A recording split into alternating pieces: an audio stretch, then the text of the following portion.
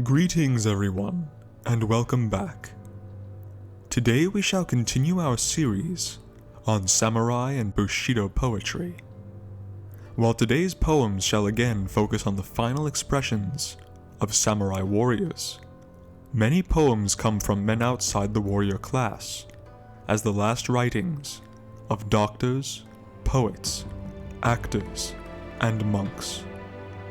I hope you gain insight from what these other men have to share, as each expresses himself with uniqueness, often recollecting on life, and making peace with their imminent passage from this world into the next. For those of you who are new to the channel, it is our ambition here to explore the code of chivalry, and similarly noble creeds through poetry, both recent and archaic, as this is how we can truly understand the virtues of the past and use them to shape ourselves, helping to build a better world. If you wish to read today's pieces for yourself, you can find them linked in the description. But now, relax and take heart, for this poetry is the stuff of chivalry. Toho, death in 1730 AD. A hyoki, or hibachi, is a traditional heater made of wood, metal, or pottery, in which charcoal is burned. People gather around the hyoki in winter to warm themselves and sometimes to heat their food. Toho was born to a family of rice merchants, but was adopted at an early age by a samurai, an artist in dagger warfare, who taught the art to him. Toho was a native of the same district as Basho, but younger than him by 13 years. Basho met Toho when the latter was only 9 years old. The next time he saw him was 20 years later. On this occasion, Basho wrote the following poem, in honor of an old friend after 20 years. Within your life and mine, there lives a cherry blossom. These are his final words. Food is steaming on the stove. Ah, misery. Tojun, death in 1695 AD. Tojun, the father of the poet Kikaku, was a doctor. He prefaced his death poem with these words: a 73-year-old doctor cooks up many different brews for himself. These are his final words. Even dew distilled from 1,000 herbs can't cure this illness.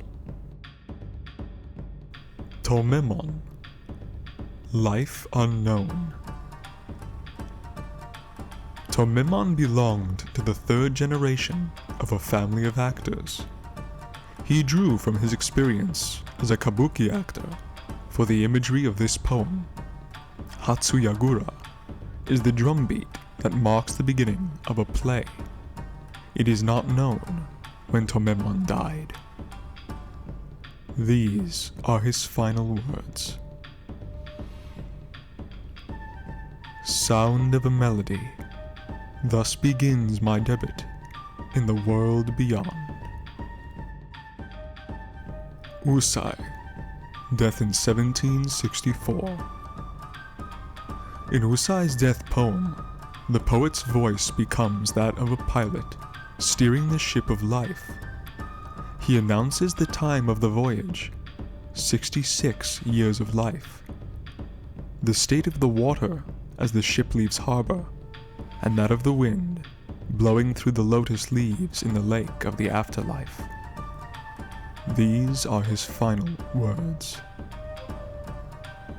660, setting sail in tranquil water, breeze among the lotus. Yaitsu, death in 1807 AD.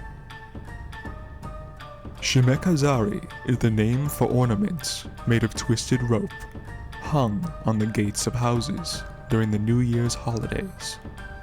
On the 15th day of the first month, the day on which Yaitsu died, the decorations are removed and burned. These are his final words. I pass beneath the New Year's gates, moon in the skies of paradise. Yaitsu prefaces a second poem with the words, "The land of life is the land of everlasting light. That is, there is no difference between this world and that of eternity. Paradise. I see flowers from the cottage where I lie." Yayu. Death in 1783 AD. It is said that Yayu had many pastimes. In addition to writing poetry, he painted, fought with swords, and played the biwa. He was fond of wine, tobacco, and human company. As a poet, he did not confine himself to haiku, and was known as an artist in the haibun, prose written using the techniques of haiku, tanka, kyoka, and Chinese poetry. It is no wonder, then, that Yayu did not rest content with the haiku death poem only, but added two others, one tanka and one Chinese poem. These are his final words in haiku. A short night wakes me from a dream that seemed so long. In tanka. Yesterday, today.